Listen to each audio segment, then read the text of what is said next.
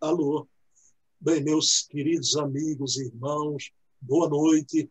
É um motivo de alegria imensa estarmos aqui mais um sábado na nossa entrevista semanal, que o pessoal já caiu na graça de quem gosta desse modelo de entrevista, com personalidades do movimento espírita, desse Brasilzão. A gente traz aqui companheiros, trabalhadores do movimento espírita, e hoje é um motivo de alegria, de honra, de satisfação imensa receber aqui um querido amigo do Rio de Janeiro, o querido Jorge Leite de Oliveira, que é conferencista espírita, trabalhador da querida e egrégia Federação Espírita Brasileira e também colabora com o trabalho, coordena o trabalho de revisão editorial da Federação Espírita Brasileira. Vamos conversar com o Jorge, mas nesse início, meu querido Jorge, vamos elevar o pensamento a Deus e agradecer por essa oportunidade, pedindo permissão à espiritualidade amiga, fazendo com que essa reunião sirva de esclarecimento através da experiência do nosso querido Jorge Leite, que sirva para todo o movimento espírita, através de uma conversa fraterna, amiga, levando estímulo para que perseveremos no trabalho com alegria ao ideal espírita, que é a luz das nossas vidas. Então, pedindo permissão a Jesus, o amigo incondicional de nossas vidas, iniciamos a nossa entrevista da noite de hoje. Meu querido Jorge Leite, que satisfação. Eu converso muito com você ultimamente, eu só ouvia essa voz que é um acalanto. Agora estou vendo meu amigo Jorge aqui comigo. Boa noite, tudo bom, Jorge? Como você vai? Eu vou bem, graças a Deus. E você, Bruno? Tudo bem? Tudo indo. Como é que está Brasília? Brasília está, de vez em quando chove, está um clima muito bom ultimamente aqui em Brasília, né? Até a secura não está tão intensa quanto nos outros anos e tem feito um excelente clima. Me diga uma coisa, todos os dias você está na FEB? Não presencialmente, né? Quando não há essa questão da pandemia, e aí a gente está mais presente lá. Ok. Jorge, meu amigo, eu inicio sempre pedindo para o entrevistado fazer aqui um voo rasante, né? Trazer a tua trajetória. Me conte como você se é de família espírita, ou quando se tornou espírita, e tua caminhada até os dias de hoje nesse trabalho da FEB, como é que foi sua trajetória?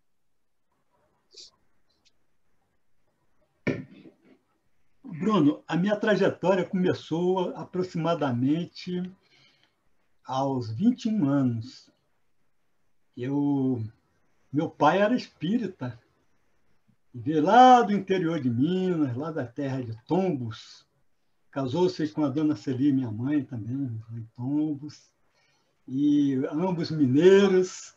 Aí foram para o Rio, ele trabalhava como pintor, ajudante de pedreiro, com muita dificuldade. Mas naquela época, né, ele não tinha muita noção também das dificuldades que ele iria enfrentar no Rio, principalmente depois de um período em que as obras no centro da cidade, de pintura, trabalhos de pedreiro, essas coisas assim, escassearam. E aí ele passou a ter dificuldades, porque ele já estava com 5 filhos, a mais velha, a única irmã,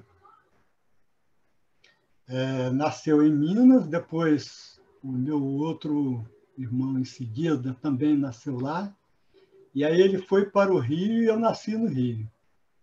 Então, depois que eu nasci, ele ainda voltou a tentar alguma coisa em Espírito Santo, aí nasceu outra irmã em Espírito Santo, aí finalmente ele voltou definitivamente para o Rio, quando nasceram os dois irmãos gêmeos. Atualmente um está no Rio, outro nos Estados Unidos, onde se sente muito bem. E aí, de formas que, quando eu estava com 11 anos de idade, meu pai contraiu uma série de problemas de alergia, asma, e veio a óbito, mas ele nos deixou como o maior patrimônio, principalmente no meu caso, a crença no espiritismo. Porque ele, com aqueles 7 filhos, morando ao pé da Igreja da Penha, onde ele precisou comprar um barraquinho de madeira que estava para cair, inclusive, só mesmo por obra da proteção espiritual não caiu. E ali foi que ele veio a óbito, veio a desencarnar, quando eu estava na idade de 7 anos. E meus 2 irmãos mais novos estavam com 3 anos na época. Mas aí ficou aquela impressão das conversas que eu ouvia, porque ele tinha uma memória muito boa, o que não é o meu caso, mas ele tinha uma memória excelente, gostava de contar os causos que ele vivenciara em Minas Gerais, durante a vida. E também passava para mim, enquanto eu estava lá brincando, né, ele conversando com, às vezes, irmãos dele que iam lá nos visitar. Então, passava para mim aquela ideia de que, para haver justiça na lei de Deus, tinha que haver reencarnação. Ele tinha, inclusive, um amigo, vizinho nosso, que era pastor, mas muito respeitoso, com o qual ele conversava, e se chamava Josias, que também, com a esposa, acabou tendo 7 para 8 filhos. E a esposa dele veio a desencarnar agora, em torno de 90 anos, mais ou menos com a mesma idade que a minha mãe desencarnou. Mas o meu pai desencarnou novo, com 53 anos, e estava bem acabadinho. E aí deixou essa mensagem para mim. Só que, devido às dificuldades, né, familiares, né, socioeconômicas, eu, inclusive, tive problemas com os primeiros estudos, precisei trancar a escola no 2º ano técnico de contabilidade, que era um curso equivalente ao curso médio, né? 2º grau de antigamente. Então, eu precisei, na época, até mesmo trancar esses estudos para ajudar a minha mãe, como os outros irmãos também, né? Realizando diversas atividades, inclusive como jornaleiro. Trabalhamos também durante um bom período na casa, na loja de um primo nosso, que era mais primo do nosso pai, né? Mesmo assim, em 2º grau.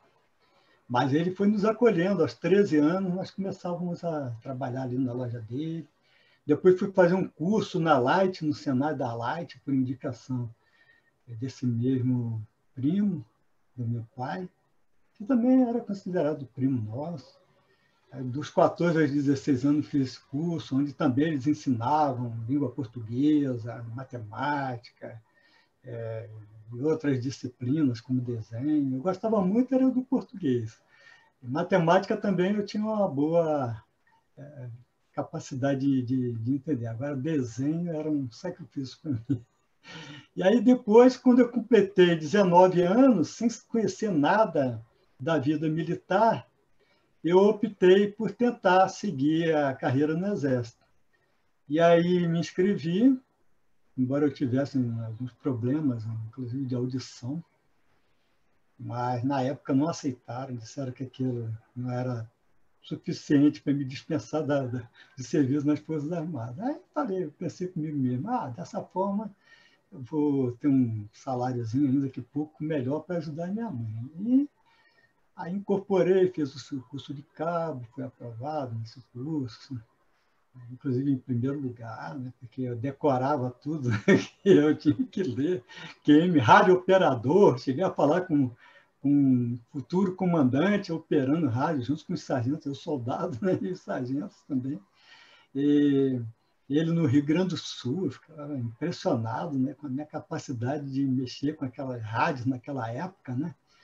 E aí, depois disso aí, um belo dia eu morava na Penha e ia para São Cristóvão, onde era o quartel. E um belo dia peguei um trem elétrico, voltando já do quartel, e de repente eu vi uma moça perturbadinha, que ela entrava no vagão e saía, e entrava e saía, e o trem já estava dando partida. Quando ela pulou do trem e voltou de novo, o trem já andando, aí eu segurei ela. Segurei essa moça e aí outras pessoas vieram, seguraram ela, que viram que ela estava perturbada, eu deixei ela aos cuidados deles. Mas aí, eu na estação seguinte, quando essa moça já estava em segurança, eu saltei, porque aquele trem ainda não era o meu. Vinha um outro depois, que aí sim, era o trem que era o meu. Aí, quando eu peguei esse outro trem, você me fez memorar tudo isso, viu, Bruno? Entrou um senhor nesse trem e ficou ao meu lado, esse senhor, que se chamava Alexandre, e eu contei a história dele, do que tinha acontecido, né, em relação ao trem anterior, em que havíamos socorrido aquela moça que tinha acabado saltando ali naquela estação para pegar outro trem. E ele se disse espírita e disse que frequentava, inclusive, uma mocidade espírita lá em Rocha Miranda, Cordovil, numa rua que atravessava a chamada Estrada do Barro Vermelho. Se eu não me engano, o nome da rua era Barão de Cotegipe. E aí, eu, ainda envolvido ainda com a vida militar, e precisei até parar os estudos também, porque eu tirava muito serviço, né? Era soldado, embora eu tivesse curso de cabo, não me promoveram. Mas aí, em seguida, eu passei para o concurso para sargento também. Aí sim, aí eu fiz o curso. Optei depois pela área de saúde, porque havia muitas vagas, ainda lá em Realengo, na escola de instrução. E aí depois fiz um curso de 2 anos, saí como especialista de saúde no Exército. Mas com relação à mocidade, umas 3 semanas depois, eu resolvi ir lá num sábado. E aí fiquei maravilhado, principalmente com o que eles chamavam de hora recreativa, né?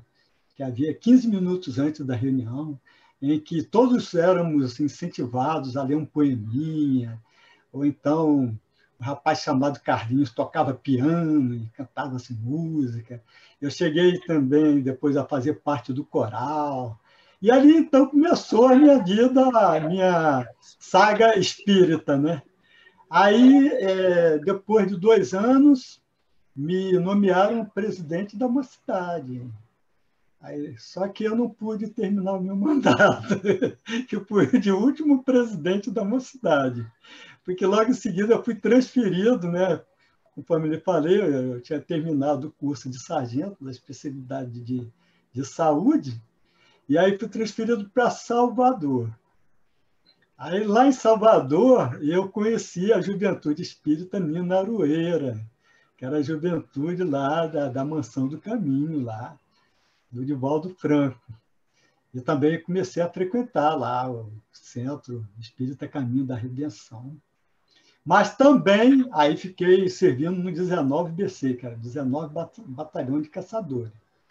E eu ganhava tão bem, mas tão bem, que não tinha condição nem de pagar um quadro. Eu precisava ajudar a mamãe, né, que eu mandava um dinheirinho para ela. Né? Metade do que eu ganhava ia para ajudar a minha mãezinha. E aí, ali no 19BC, eu morava no quartel, sem problema nenhum. Né? Era bom que quando dava o toque da alvorada, eu já acordava dentro do quartel, né? Que era cedo, né? 6 horas da manhã já estava tocando lá a alvorada. E aí, frequentando todo fim de semana lá, a Juventude Nina Aroeira, cujo coordenador é o atual André Luiz Peixinho, Peixinho, né? André Luiz Peixinho. Peixinho, ótima pessoa. Já tinha já era formado em medicina na época, eu sempre admirei muito Peixinho. Mas só que eu ainda não foi ali a minha parada definitiva, né? Que logo em seguida, depois de 1 ano e meio ali, eu fui transferido para Barreiras, na Bahia. Aí, em Barreiras, eu conheci o Centro Espírita, que ainda estava em formação, Joana de Ângeles. E o Joana de Ângeles, depois nós auxiliamos, participamos, melhor dizendo, da inauguração da casa definitiva do centro, que na época era dirigido pela nossa irmã Bernadette Nunes Petillo, que atualmente mora em Salvador. E ali tive conhecimento com pessoas maravilhosas, que me davam a oportunidade de fazer as palestras das segundas-feiras. E também participava das reuniões mediúnicas, inclusive ainda jovem, mas já dirigia essas reuniões mediúnicas. E aprendi também bastante ali durante 3 anos, servindo no 4º BEC, que era o 4º Batalhão de Engenharia de Construção. E aí conheci a Lourdes, que é um médium extraordinário, em vidência, em audiência dos espíritos, e que era muito dedicada aos trabalhos sociais, tá, com as pessoas pobres. Uma jovem bonita, que ainda é bonita até hoje, principalmente porque eu me casei com ela. Eu já suspeitava. Mas a Lourdes, com as 2 covinhas dela, uma jovem linda, me cativou não só pela beleza física, mas também pela beleza espiritual, né? Dos trabalhos que ela fazia. Jorge Leite, eu já tive a curiosidade, viu? Já vi Dona Lourdes através de fotografias. Você está coberto de razão. Os netinhos também, né? Todos lindos, lindos, cada um mais lindo que o outro. E com a Dona Luz nós tivemos esses 3. Primeiro a Fabiane, que nasceu lá ainda na Bahia, mas assim que nós nos casamos, no ano seguinte, nós viemos para Brasília, em 1980. E foi quando nós conhecemos a FEB aqui em Brasília, lá na L2, na Avenida L2 Norte, onde a sede tinha sido formada há poucos anos, e quando o presidente Thyssen assumiu, acabou transferindo a sede definitiva do Rio para Brasília. E lá no Rio ficou a sede histórica, né? Lá na Avenida Passo. Então, desde 80, nós estamos colaborando, aprendendo, trabalhando ali como monitor. Primeiro fizemos o curso com a Marta, ainda na década de 80, né? Depois andamos trabalhando como evangelizador da juventude, mas foi rápido. E aí, em seguida, já tínhamos feito o curso do estudo sistematizado, e aí começamos também a trabalhar como monitores, né? Que é a denominação que eles dão para quem faz os trabalhos de orientação, né, dos estudos. O Jorge Leite, meu amigo, você falou na Marta, eu entrevistei Marta e o Geraldo também. Eu assisti essas 2 entrevistas. Essa época, década de 80, Jorge, quer dizer que você, sua amizade com os irmãos Campete, desde eles jovens, nessa época, não é? E o Campete é mais novo do que eu, acho que 14 anos, uma coisa assim, bem mais jovem. Jogamos bola juntos, futebol de salão. Eu sabia que Geraldo Campete canta, porque ele me manda, às vezes, um áudio, ele cantando, tocando violão. Mas não sabia que ele era futebolista, não sabia. Mas depois ele parou, né? Parou.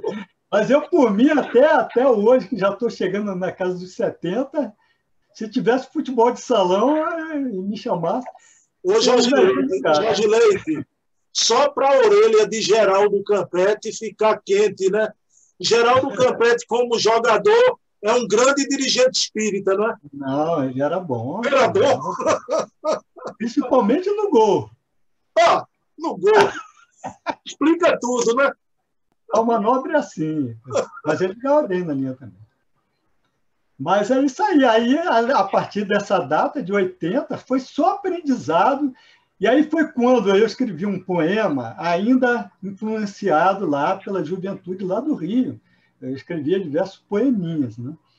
E aí, um belo dia, escrevi o poema intitulado A Marcha, e participei de um concurso nacional de poesias, com esse poema que foi instituído pela revista Brasília, aqui de Brasília. E aí eles davam premiações para medalha de ouro, medalha de prata e medalha de bronze, 10 medalhas para cada classificado. E aí eu mandei este poema, em que tem uma estrofe que diz assim: lá vamos nós caminhando ao relento, e de que vale o nosso pensamento, se numa guerra morrer é comum? Soldados somos da pátria querida, por ela é pouco doar nossa vida. Renasceremos na terra de todos, sentindo ainda os nossos pés nos lodos. De certa forma, era uma revolta, mas o poema era malandro, né? De certa forma, era uma revolta contra as guerras, né?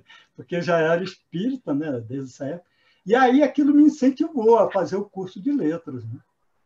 No INSEU. Eu fiz o vestibular, entrei lá e futuramente eu fui ser professor de português da própria instituição onde eu me formei. Também ganhei um prêmio lá com um soneto intitulado A Sombra, na época de estudante.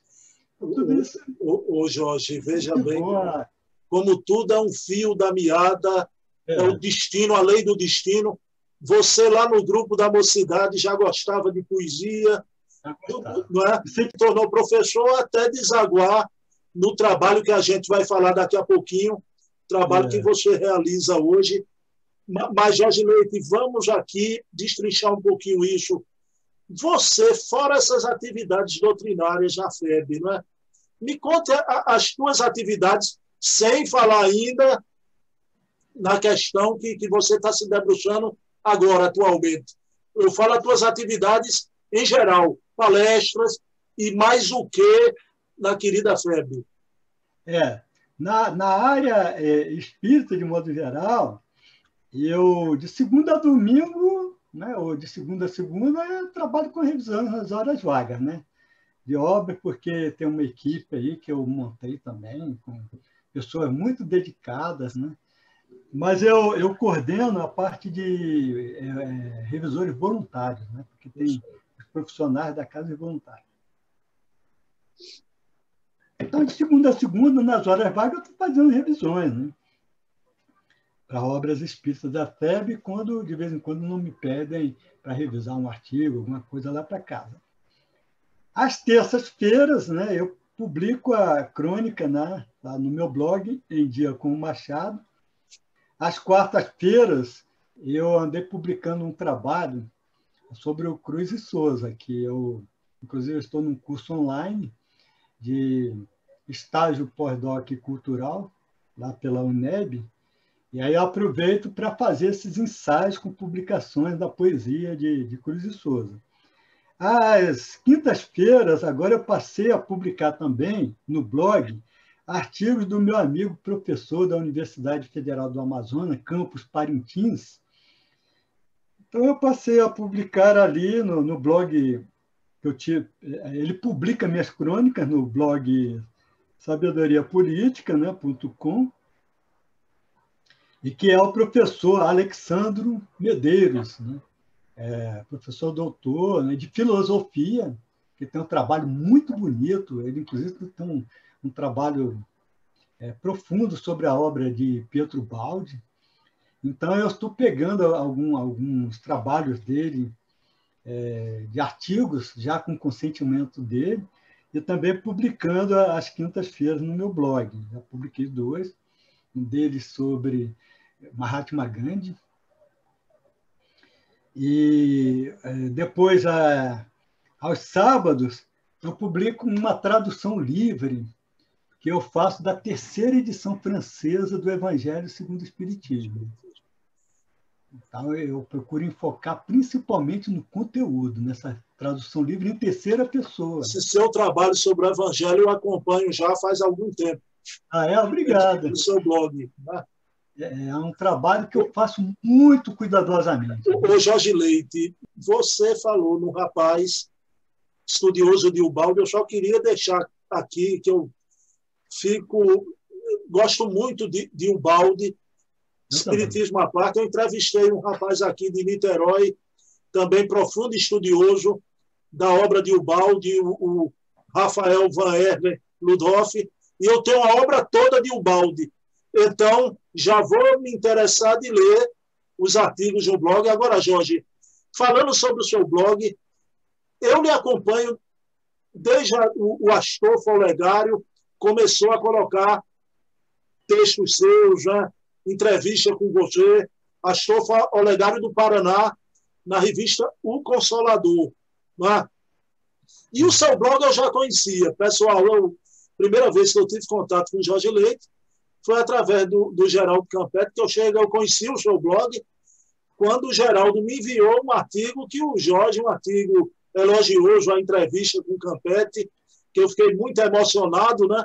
E aí eu comecei a conversar com o Jorge Leite. É bom para a gente conhecer as almas nobres, né? Que a gente, às vezes, não tem uma ideia, né, real, né? E só mesmo depois que entra em contato. É por isso que eu falei para o nosso amigo Vanderlei. Vanderlei, manda a sua imagem, Vanderlei. Você é uma alma nobre. Pois é, vamos apertar. Daqui a pouquinho a gente aperta ele aqui. Mas, Jorge, seu trabalho no blog, eu queria falar uma coisa que eu gosto muito de Machado, né? Machado de Assis, né? E até tem uma coisa em comum comigo e com você. Eu gosto muito daquela frase de Machado: o primeiro cabelo branco é o telegrama da velhice, né? Não é? Nós dois. E eu noto que você também tem uma predileção por Machado. Você coloca ali, estampa no seu blog, né? Parece que Cruz de Souza também, não é? Pois é, a minha tese de doutorado foi publicada nesta obra aqui, ó, Chamados de Assis. Meu Deus! Publicada lá em Curitiba, Paraná, pelo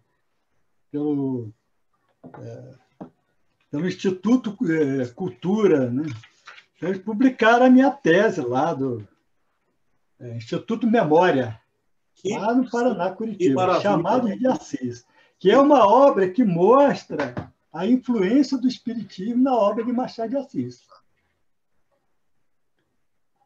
Então, eu comecei, eu fiz na UNB, eu fiz, inicialmente, como eu não era aluno, né, da instituição, entrei como aluno especial e fiz diversas matérias, e depois eu fiz na UNB uma especialização, eu fui selecionado para especialização, e me especializei com a obra, contos, da obra de Machado, Contos Fluminenses. Depois, no mestrado, eu abordei as crônicas machadianas. E, finalmente, no doutorado, eu acabei fazendo um trabalho assim, mais abrangente, e da onde surgiu essa obra aqui, Chamados de Assis, o Rio Mutante na obra machadiana. Então, foi assim, tudo Machado. Machado na especialização, Machado no mestrado e Machado no doutorado. E aí, como a Marta tem um artigo que era Em Dia com o Espiritismo, me inspirou a criar também Em Dia com o Machado. O Jorge, o Machado teve alguma aproximação mais efetiva com o Espiritismo?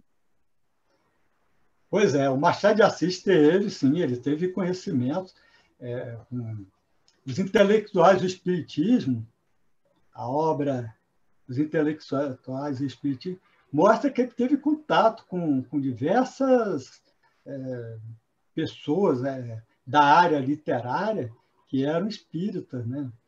Que chegaram a manifestar, assim, grande amor pelo Espiritismo. Mas eu esqueci o nome do autor agora, mas eu recebi essa obra até do nosso amigo lá da FEB do Rio de Janeiro, Afonso Soares, que é esperantista. Ele até me deu de presente essa obra. Os intelectuais, do Ubiratã Machado, lembrei agora, Os Intelectuais do Espiritismo. Ali você vai ver que Machado de Assis, ele, embora na época, no Rio de Janeiro, as notícias que eram veiculadas com relação ao espiritismo, que aquilo ali era obra de loucos, de alienados, de perturbados, e ele brincava com isso, e Machado mexia com tudo, né? E ele também, nas crônicas dele, ele fazia, né, ironias, né, com relação a isso, mas, no fundo, ele tinha uma simpatia pelo espiritismo. Tanto é que nos romances dele, né, personagens eram espíritas e tudo mais. Né? O Jorge Leite. Isso aí é contado nessa obra aqui. Ó. Essa obra sua devia ser mais divulgada. Primeira vez, a sua tese, primeira vez que eu ouço falar dela. Né? Pois é, Jorge Leite, me traga uma informação, se você tem. Houve alguma informação de uma mensagem mediúnica de Machado em algum momento? De Machado de Assis, houve, inclusive, algumas pessoas que chegaram a publicar obras sobre ele. Mas eu te confesso que essas obras mediúnicas, eu tenho até duas aqui, né? Uma delas é intitulada Memórias Póstumas de Machado de Assis. Eu não vou dizer quem eram os médiuns, uma outra também, eu esqueci o título agora. Mas, para te dizer a verdade, como estudioso da obra de Machado de Assis, eu tenho que ser sincero. Eu não vi ali identidade com o estilo de Machado de Assis, não. Se eu conversasse com o Machado um dia numa reunião mediúnica, eu só queria saber de uma coisa, né? Se Capitu traiu o Betinho mesmo, que ele trouxesse essa informação que dividia a sala de aula, né? Mas Machado de Assis nos visitou num congresso, justamente lá em Curitiba, quando a minha esposa estava conosco, de um congresso cuja temática era Machado de Assis. E eu ia, então, apresentar um trabalho lá sobre a romance de Machado de Assis. Não era sobre Memórias Póstumas de Brás Cubas. Parece-me que era sobre Dom Casmurro. Mas estávamos no hotel, e a Luz sempre me acompanhou nessas andanças, né? E estávamos no hotel, e aí, de madrugada, eu vi Lourdes sentada na mesa, anotando algumas coisas. E aí depois ela falou, Machado de Assis acaba de nos visitar. Ele chegou numa espécie de nave espacial. E eu, quando o vi, falei, Rui Barbosa, a palavra é da Lourdes, né? Rui Barbosa! Ele falou, não, eu não sou Rui Barbosa, eu sou Machado de Assis. E aí deixou uma mensagenzinha escrita, né, dizendo da forma como ele gostava de trabalhar, né, ironizando as coisas, né, de uma forma leve, suave, né, sem se expressar realmente com relação à indignação que ele sentia, em relação até mesmo à política da época, que a gente vê que esses problemas políticos que a gente vivencia vêm de longe. Machado, na ironia dele, então eu tive essa visita maravilhosa, né?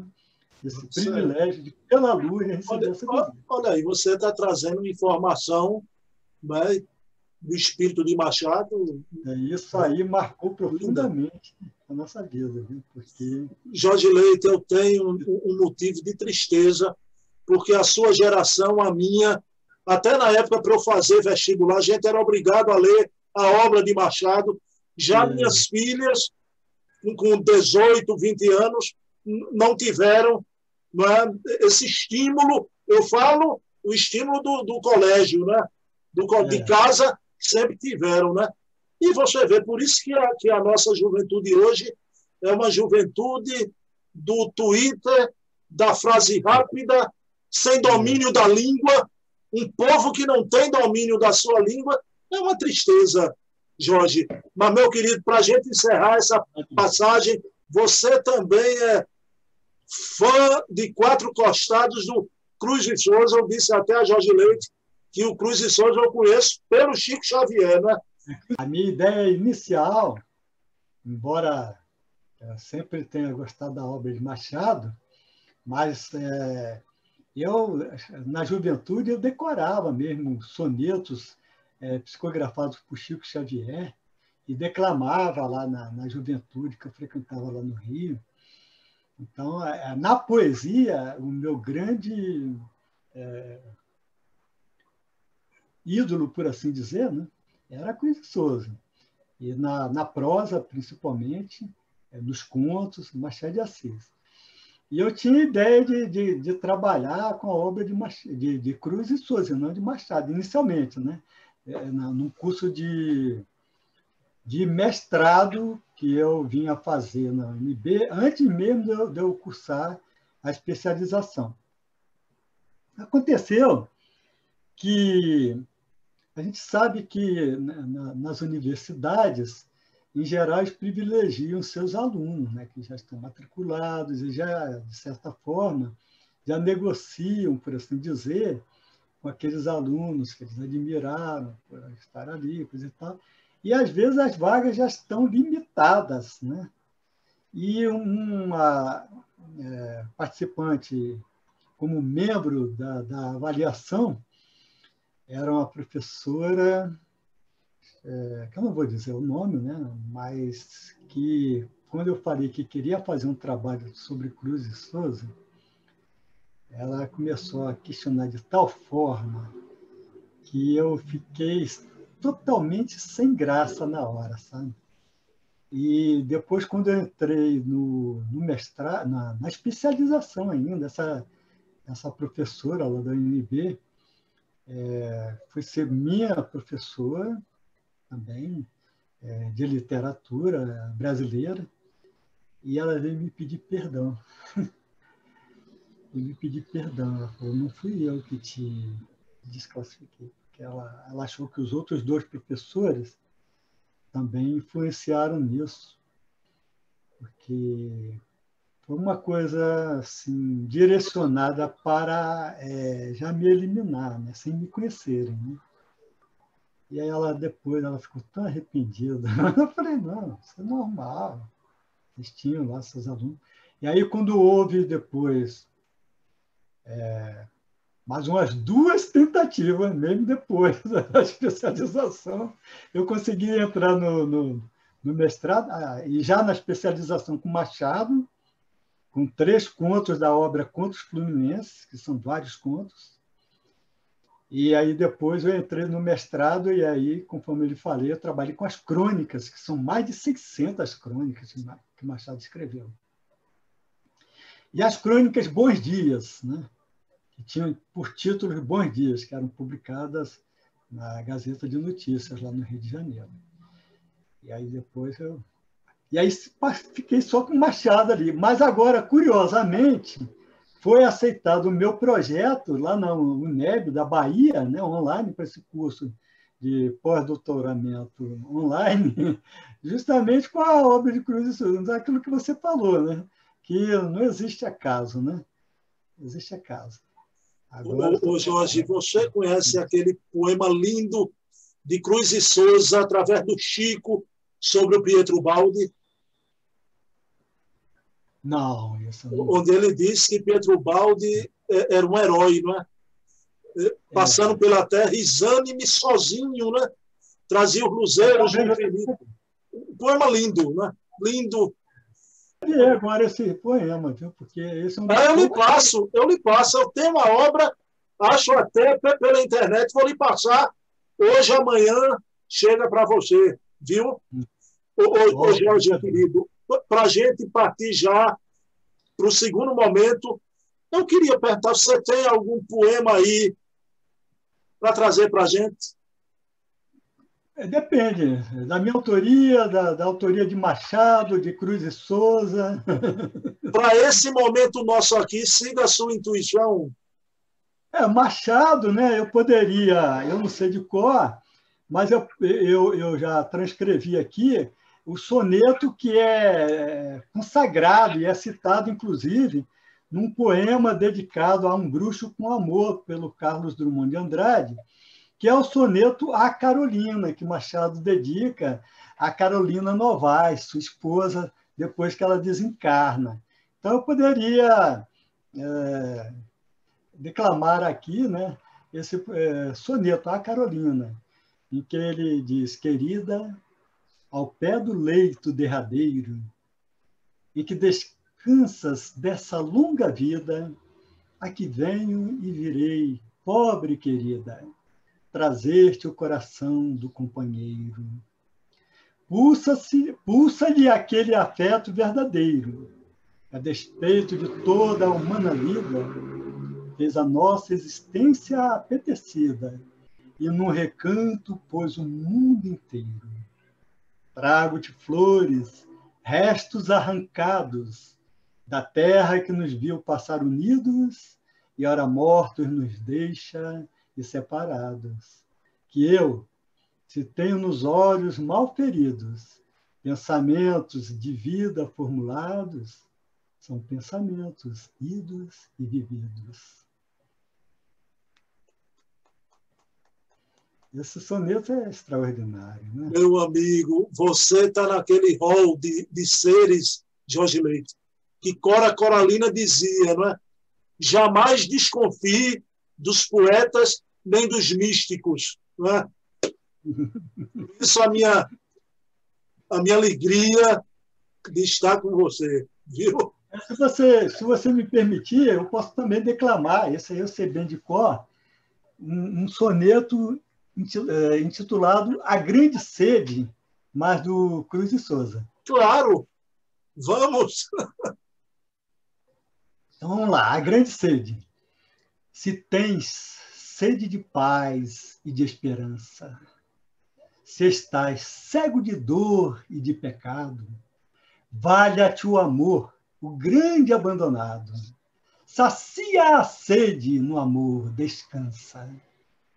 Ah, volta-te a esta zona fresca e mansa do amor e ficarás desafogado. Hás de ver tudo claro, iluminado, da luz que uma alma que tem fé alcança. O coração que é puro e que é contrito, se sabe ter doçura e ter dolência, revive nas esferas do infinito. Revive, sim, fica imortal. Dos anjos paira e não desfere um grito, e fica como os anjos no infinito. Lindo, né? Meu querido, olha, obrigado por esse momento único. Já vão 40 entrevistas. É a primeira vez que eu tenho um momento desse aqui no nosso canal, viu? E vai ficar registrado, indelével, para sempre, viu? Já falei um pouco da minha poesia, agora eu tenho que falar mesmo do Machado e do Cruz, né? Ô, Jorge, querido, aí vamos lá, sua vida, né? Sua vida, poesia, desde a juventude, português, o ensino, toda a sua atividade aí, sua tese sobre Machado. Aí, na FEB, agora você realiza um trabalho seríssimo e me permita fazer um esclarecimento que eu quero fazer aqui, Jorge Leite. Pessoal, o Jorge, voluntariamente, coordena um grupo de revisão editorial da Federação Espírita Brasileira. Todos sabem, isso é um assunto que tomou conta do Brasil, os debates, né, sobre as alterações da obra de Emmanuel ou não. Pessoal, isso eu entrevistei o Geraldo Campete, né? Quem quiser saber sobre esse assunto, vá lá na entrevista minha com o Geraldo Campete, porque o Jorge Leite, esse grupo que ele coordena, é um grupo que não tem nada a ver com aquele outro grupo. E eu quero dizer isso sem fazer nenhum juízo de valor sobre o outro grupo. Apenas dizer que o trabalho de coordenação da revisão editorial da FEB, que o Jorge, com esse grupo, está fazendo, se debruçando, não tem nada a ver com aquele grupo anterior. Mas Jorge Leite quer dizer que são revisores em vários pontos do Brasil que você coordena, é isso?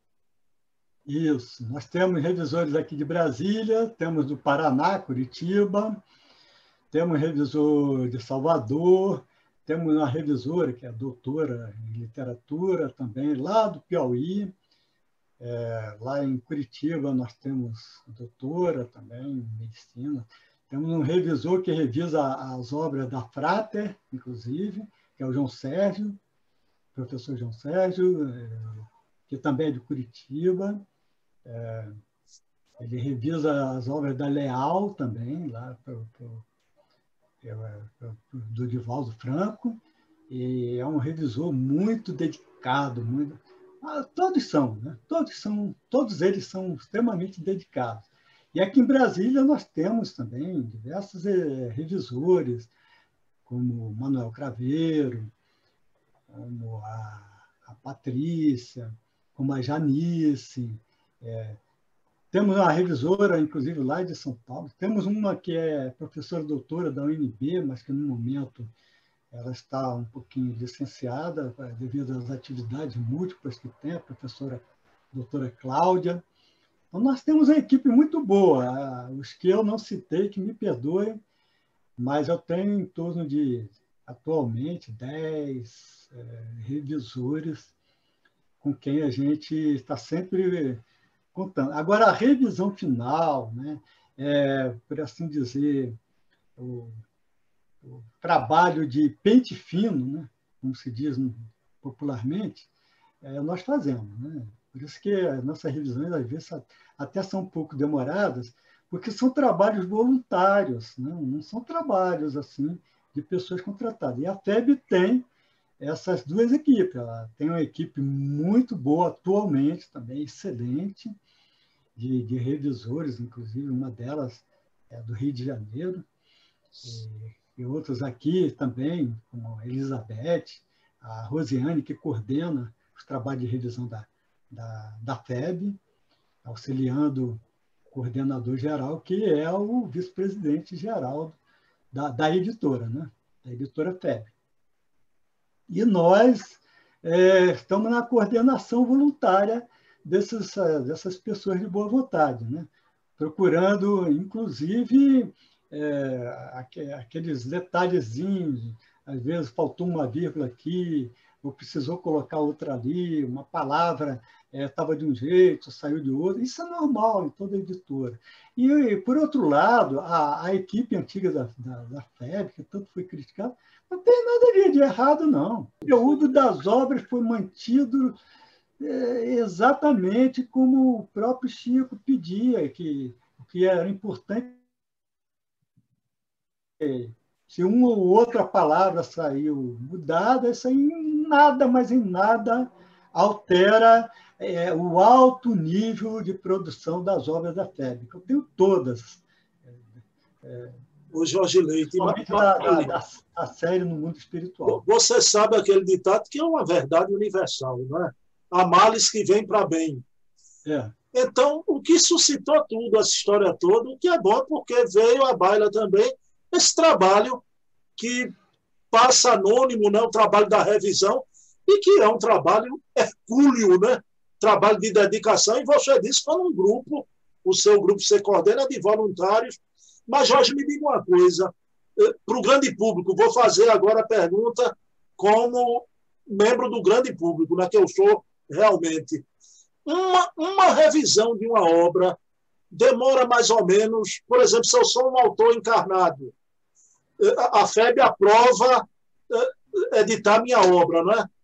Então, quanto tempo demora para ser lançada pela FEB uma obra através desse trabalho de revisão?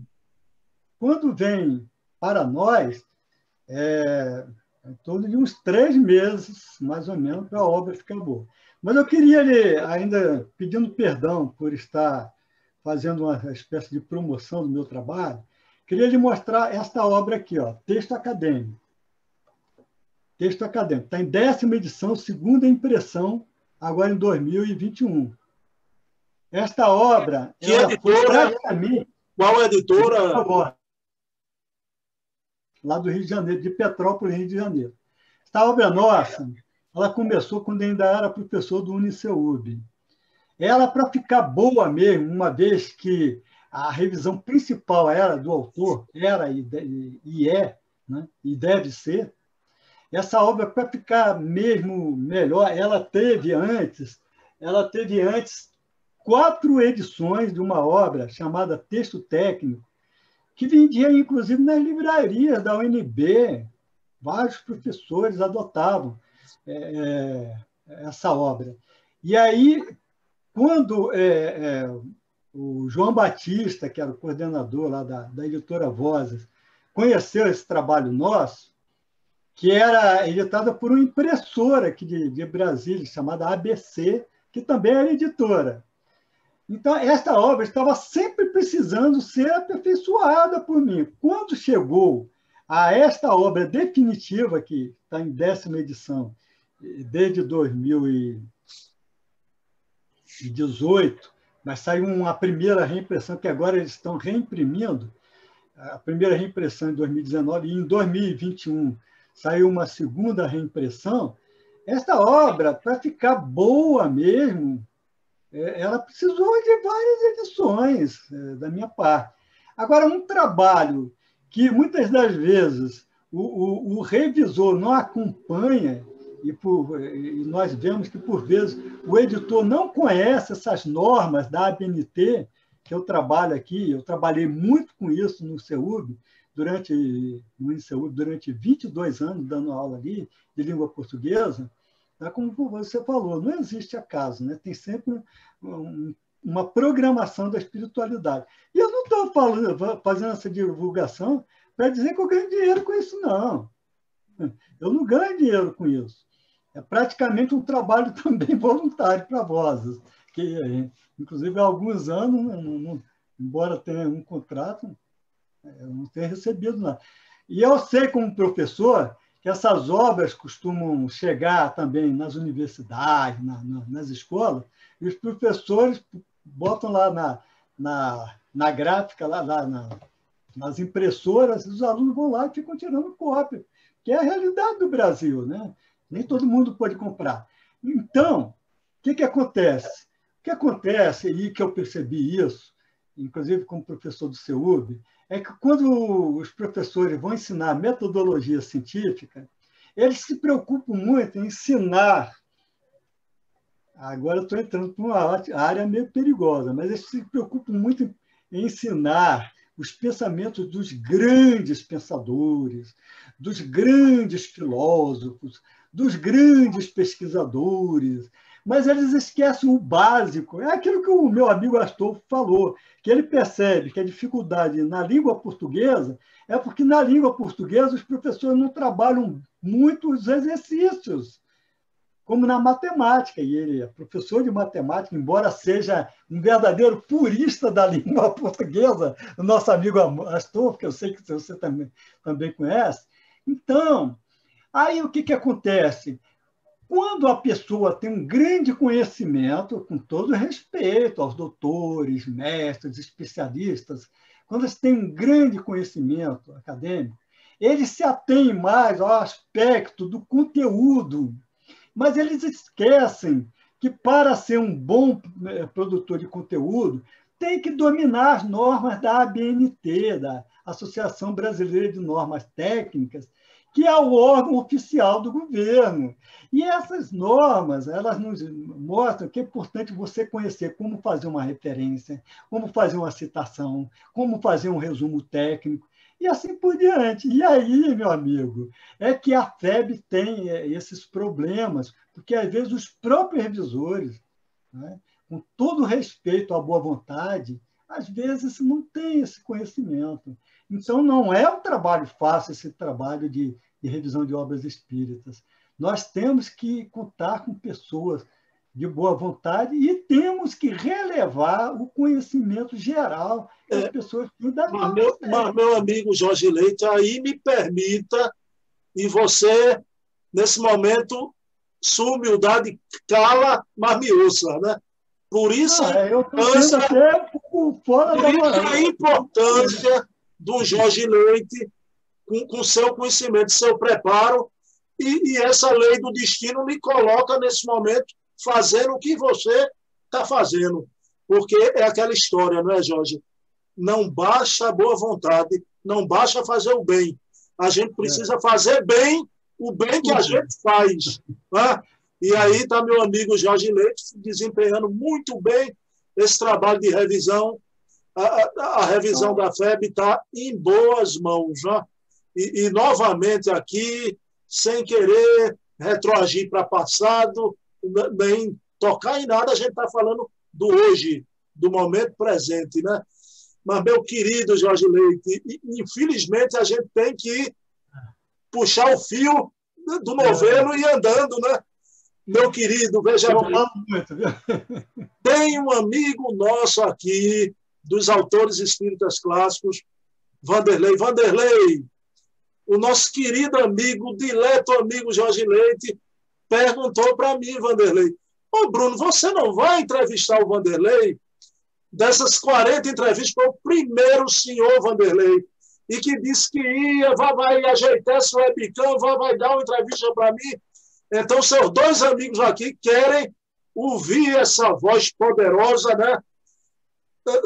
Para todo o Brasil. Agora, hoje, Jorge, um motivo de alegria. Querido Vanderlei, dos autores espíritas clássicos, permitiu, em primeira mão, isso aqui vai para todo o Brasil. Exatamente hoje, na hora dessa entrevista, ele vai divulgar, vai soltar isso para o Brasil espírita inteiro, né?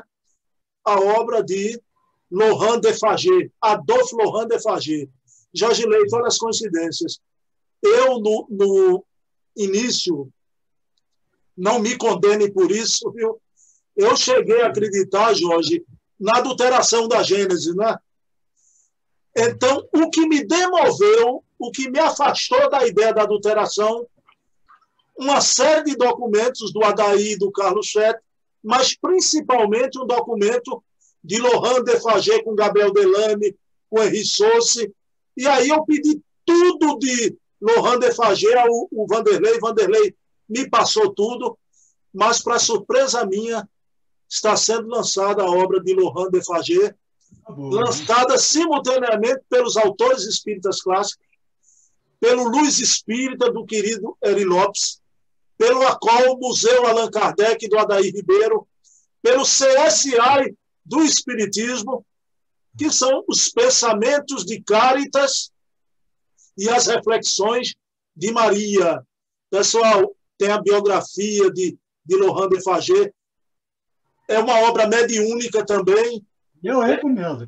Tem as mensagens agora. Você recomenda, mas eu vou lhe dar a palavra agora, porque tem outra coisa muito importante. A tradução da querida Fabiana Rangel.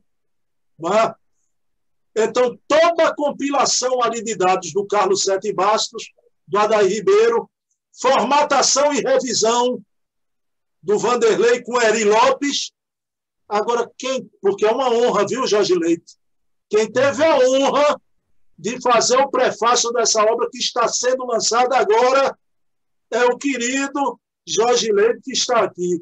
Meu amigo, que momento essa sua amizade com o Vanderlei, esse convite, e você prefaciar essa obra histórica. Que alegria, não é, Jorge Leite? É verdade. O Vanderlei é nosso amigo de online, né? Que agora é tudo assim, mas sei que ele é paulista, de longa data.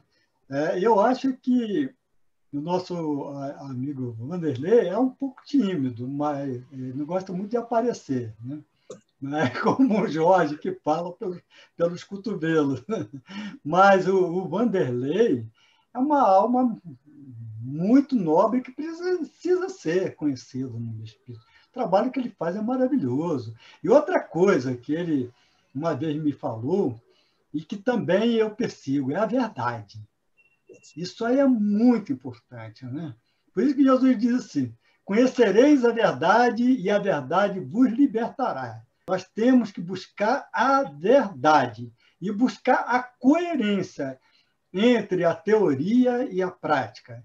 Não é que a gente queira se tornar anjo de uma hora para outra, mas temos que ser cada vez melhor, temos que procurar cada vez mais corrigir as nossas tendências negativas, fazer aquilo que Kardec dizia mesmo, verdadeiro espírita se reconhece pela sua transformação moral e pelo esforço que faz para domar suas más inclinações. E eu tenho certeza que o Vanderlei é uma dessas almas nobres, assim como o meu amigo Bruno, que está aqui, né? Que estamos sempre em busca da verdade, nada mais do que isso. E o Espiritismo é essa doutrina maravilhosa que nos põe em contato com a verdade do Cristo, sem invenções, sem inovações, mas principalmente mostrando que a vida não começa no berço e nem termina no túmulo. Somos imortais. E como ciência experimental, o Espiritismo está sempre nos mostrando isso. Como nós vemos na obra do Luhmann, né? Como nós vemos em muitas outras obras de Gabriel Delany, de Leon Denis, e o próprio Pietro Baldi, que é uma outra alma extraordinária, e muitos outros. Né? Eu revisei obras de grandes autores que estão atualíssimas, apesar de terem mais de um século, como a do Aksakov, por exemplo, eu revisei as duas obras dele, e assim por diante. E esta obra agora, do Espírito Caritas, inclusive tem uma mensagem, aliás, são duas mensagens que estão no Evangelho segundo o Espiritismo, desse Espírito, que nós ficamos sabendo que, em vida, até os 90 anos, se dedicou à caridade, né? A obra de caridade em sua última encarnação. E é importantíssimo a gente conhecer essa obra de Caritas e depois das mensagens do Espírito Maria, que também é um espírito de grande elevação. E, no final, ainda somos brindados ainda com poemas, né, do Luhmann. Né? É interessante que um é um soneto que é dedicado a ele, por um autor, admirador também, trabalhador da doutrina, e o outro é uma resposta a esse autor e em forma de acróstico. Uma coisa extraordinária, escrever sonetos em forma de acróstico. Ambos escreveram sonetos em forma de acróstico. Vale a pena a gente conhecer essa obra que o nosso amigo, irmão Vanderlei está publicando agora. E esse prefácio também, que é o grande prefácio do nosso querido Jorge Leite, né? Eu disse ao Vanderlei que ia entrevistá-lo, ele soube essa semana, viu, Jorge Leite? Ele ficou doidinho, né?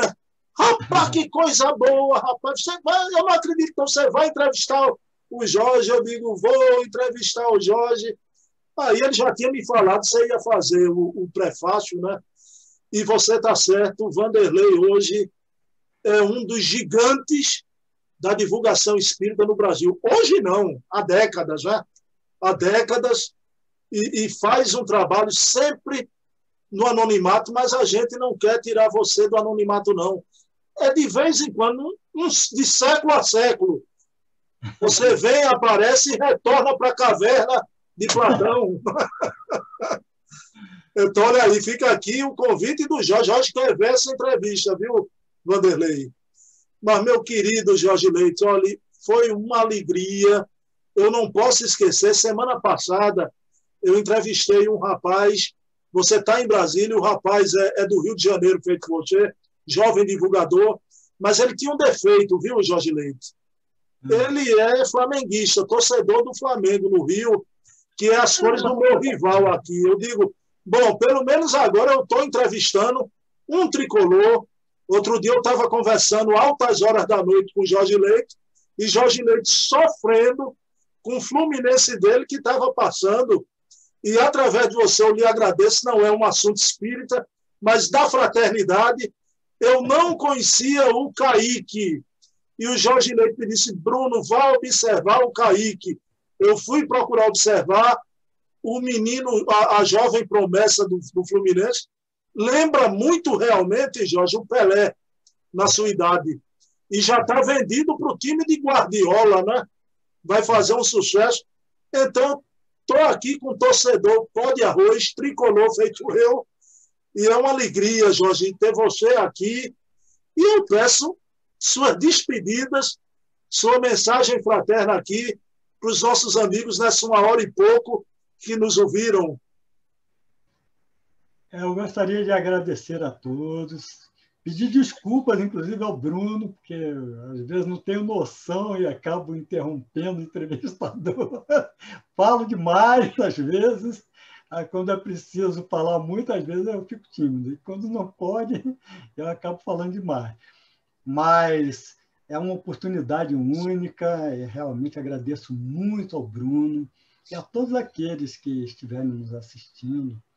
Eu agradeço e peço a Deus que ilumine cada um de nós, para que nós percebamos que a vida aqui na Terra é efêmera, é uma passagem muito rápida e que nós temos que aproveitar cada minuto. Como diz, eu acho que foi o Espírito Emmanuel que diz que cada minuto na vida de um cristão decidido tem valor fundamental no campo das horas. Então, nós temos que aproveitar isso, semeando o amor, semeando o bem, procurando ajudar aqueles que estão em situação de carência, não só material, mas espiritual também. E procurando, sobretudo, seguir os passos de Jesus. E seguir os passos de Jesus com Kardec, com o Espiritismo, é maravilhoso. Nossa vida se torna outra, né? Quando a gente conhece a doutrina espírita, né? Depois que eu conheci a doutrina espírita, é um trabalho longo, mas é um trabalho que vale a pena, porque a gente percebe que é um mundo maravilhoso que se descortina à nossa frente. Então, a todos eu agradeço e peço a Deus que abençoe, principalmente para que possamos atravessar bem e com saúde, principalmente a saúde espiritual, nesses momentos de pandemia. Muito obrigado. Meu querido Jorge, para coroar a nossa noite, por favor, faça a prece de encerramento, pode ser? Pois não. Então vamos voltar para aquele que Jesus nos ensinou a buscar primeiro, que é Deus, nosso Pai. Essa inteligência suprema, causa inicial de todas as coisas. Agradecendo a Ele o dom da vida. Agradecendo por ter Jesus como modelo e guia de todos nós. Agradecendo, Pai, pela espiritualidade superior, pelos emissários do Cristo, por Maria, nossa Mãe Santíssima, esse anjo sublime que recebeu Jesus. Por todos esses missionários do amor, do bem, da paz, trabalhadores do Cristo, servos de Maria, por toda esta humanidade, mas inicialmente pelas nossas famílias, pelos nossos amigos, pela nossa comunidade, por aqueles que estão mais próximos de nós, a quem Jesus nos ensinou que depois do amor a Deus devemos amar de toda a nossa alma, de todo o nosso coração, de todo o nosso entendimento. Obrigado, Pai, por tudo. Em nome de Jesus, que a tua paz permaneça com todos nós e que assim seja. Meu querido amigo Jorge Leite, um abração, mesmo virtual, de um tricolor para outro tricolor. Foi uma alegria, Jorge Leite. E, por favor, me permita, não quero nunca mais, nessa minha trajetória dessa encarnação, perder o contato com a alma nobre feito você, viu? Foi uma alegria. Nós também, Bruno. Um prazer muito grande e há muito tempo que também te acompanho. Você também é uma das grandes amizades que Deus nos proporcionou, que o Cristo, né, nos proporcionou. Jorge, e antes eu era torcedor do Flusão porque eu sou fã do Tele Santana, viu? Mas agora eu sou torcedor mais ainda do Flusão por causa do Tele e por causa do querido Jorge Leite, viu? Vamos lá, Flusão. Amigão, um beijo na alma, viu? Paz e bem. Também, paz e bem. Grande abraço. Foi uma honra. Beijo na alma.